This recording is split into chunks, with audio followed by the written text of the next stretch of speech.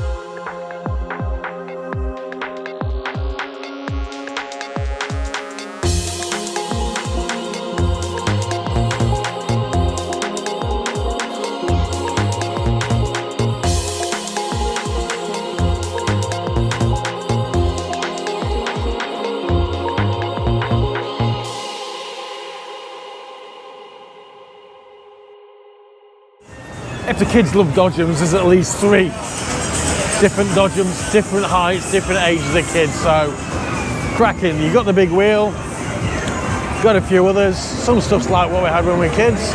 Anybody want to go at shooting?